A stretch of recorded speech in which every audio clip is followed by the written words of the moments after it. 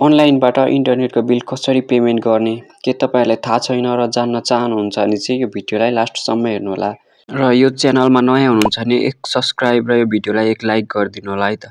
ल आउनुहोस् video start गरौँ। अब तपाईले चाहिँ इन्टरनेटको बिल अनलाइनबाट पेमेन्ट गर्नको लागि जुनसुकै डिजिटल वालेट खल्ती मोबाइल ई-सेवा कुन छ त्यसैबाट गर्न सक्नुहुन्छ। अहिलेको लागि चाहिँ म यहाँ खल्तीबाट गर्छु र म खल्तीलाई ओपन गर्छु। खल्ती ओपन भइसकेपछि चाहिँ यहाँ माथि सर्चमा इन्टरनेट भनेर म सर्च गर्छु र इन्टरनेट भनेर आएको छ। यो इन्टरनेटमा टच गर्छु। इन्टरनेटमा टच गरिसकेपछि फेरि यहाँ इन्टरनेट टिभी भनेर आएको छ। यो यसमा एकपल्ट टच गर्छु र यहाँ चाहिँ इन्टरनेट भनेर आएको छ। यो इन्टरनेटमा टच गर्छु। अब इन्टरनेटमा टच गरिसकेपछि चाहिँ यहाँ चाहिँ धेरै कम्पनीहरु आउँछ जुन वर्ल्डलिङ, एडिएसएल, वाइफाई नेपाल, सुबिसु कुन चाहिँ तपाईहरुले चलाउनुहुन्छ र कुन इन्टरनेटको चाहिँ बिल पेमेन्ट गर्न चाहनुहुन्छ त्यो कम्पनीलाई चाहिँ छान्नु होला। अहिलेको लागि चाहिँ म यहाँ भाइनेटलाई चुज गर्छु। भाइनेट चुज गरिसकेपछि चाहिँ यहाँ कस्टमर आइडी यहाँ चाहिँ म मेरो कस्टमर आइडी लगाउँछु।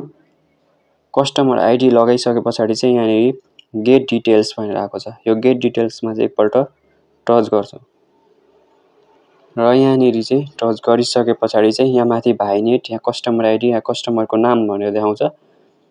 यो केही गर्नु परेन। अब यहाँ प्याकेज भनेर आएको छ। प्याकेजमा टच गर्ने र कुन प्याकेज हो तपाईले रिन्यु गर्न लाग्नु भएको प्याकेजलाई चाहिँ यहाँ चुज गर्नुपर्ने हुन्छ।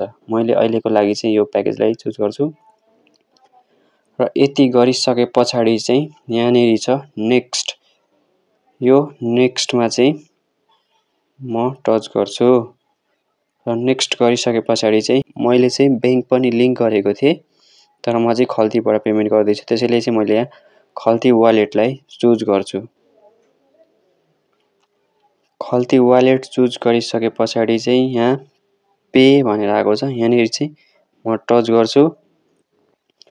यति गरिसकेर चाहिँ यहाँ चाहिँ कन्फर्म योर पेमेन्ट डिटेल्स भनेर देखाएको छ र यहाँ ओके गरिसकेपछि चाहिँ हाम्रो इन्टरनेटको बिल पेमेन्ट हुन्छ। यहाँ चाहिँ हेर्न सक्नुहुन्छ यहाँ चाहिँ success the payment has been success भनेर आइसकेको छ। यति गरिसकेपछि चाहिँ हाम्रो इन्टरनेटको बिल चाहिँ सजिलैसँग पेमेन्ट हुन्छ है त।